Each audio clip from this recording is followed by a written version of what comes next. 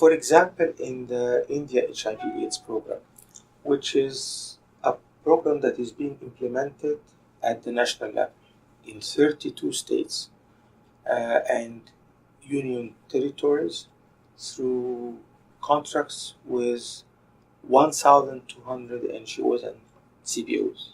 NGOs, non-governmental organizations. CBOs are community-based organizations. So this is huge.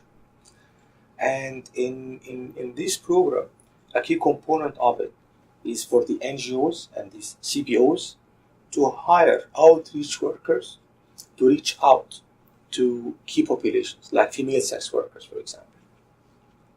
So when the program started, these NGOs were hiring peer educators. We're hiring mainly outreach workers. And that had its own limitation because the outreach workers did not know the communities. Like female sex workers, where do they work, how do they interact with the client. So this led to an adaptation of the intervention by hiring peer educators from the community themselves. Then the peer educators, we provided them with a simple tool to collect data about the female sex workers, about the communities. And when we started looking at the data, we noted that those female sex workers are all from an older age group. And we know from the epidemic that there are also young female sex workers who are engaged in sex acts. Then we also noted that the peer educators themselves were older in age. So what happened is that they were recruiting and reaching out to their cohort, to people whom they know already, and they were missing the younger female sex workers. So looking at the data, so this tool helped us looking at the data, analyzing the data, and then doing course correction by hiring younger peer educators. And that helped increase the coverage of the key population. One interesting outcome of this, of the case study that we did in terms of the adaptation and course correction during project implementation, is that we were able to identify very simple tools that were used by the program implementers. And we started synthesizing all these tools, all the information about these tools.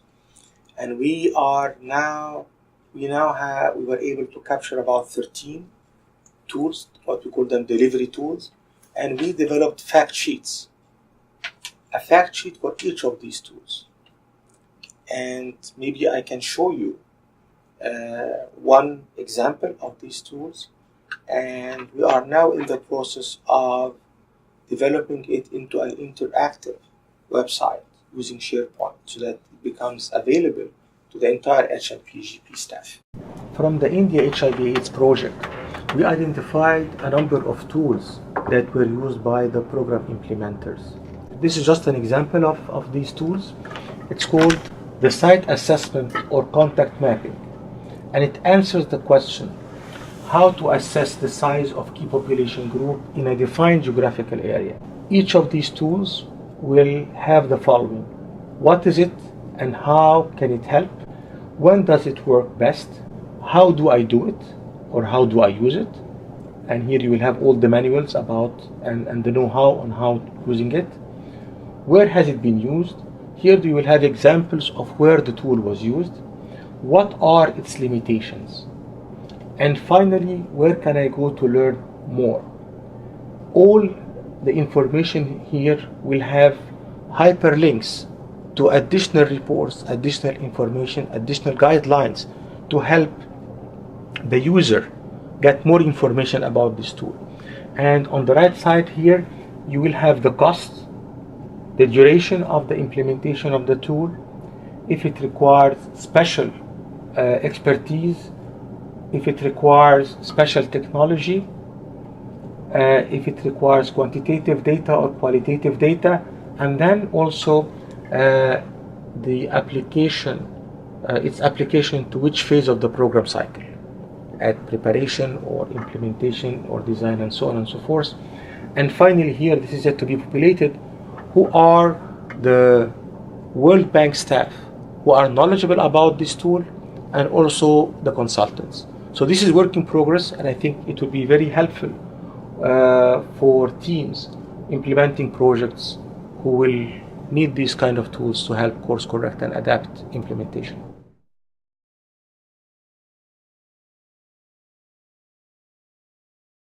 To answer this question, probably at two or three levels. First level is the AIDS case study itself. I think it captures a lot of the key approaches related to science of data. One key aspect is adaptation. How the program over time was able to adapt at each pain point, at each problem, and at each bottleneck, identifying the bottleneck and try to find a solution. So over the time, it shows very clearly the adaptation of each of the interventions. The second aspect is the use of systems intelligence. The program did not rely on just one source of information. They used surveillance data, program data, survey data, and triangulating them. So looking at all data sources, I try to make informed decisions to course correct and adapt the implementation program. So there are so many lessons, and this is important for the program itself going forward, because many of these aspects were not clear. This is part of the tacit knowledge, that people just do it, and becomes very innate with the experience. People who have the experience just know how to do these things, but it was never captured. The second is the set of tools, delivery tools, that were synthesized and collected and presented in a way that is user-friendly and also will help not only HIV/AIDS programs in India, but also other HIV/AIDS programs in other parts, in other countries, as well as many of these are also useful for other programs. So this is how we intend to use the case study and the tools that were produced.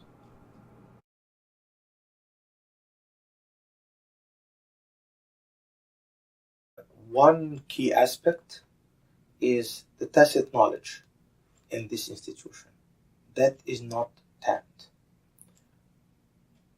In my early career, before the bank and even at the bank when I first joined, all the learning that I was getting was not enough.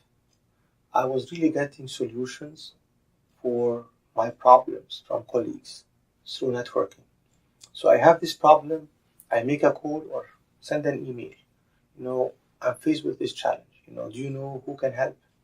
And through the network of colleagues who have more experience, I was able to really get a lot of help that I could not find anywhere else. And we can be very instrumental in capturing the tacit knowledge of those colleagues who have the experience but didn't have the time to sit down and put it in a format that is user-friendly and is accessible to other colleagues. So definitely, this is one thing that I think is critical.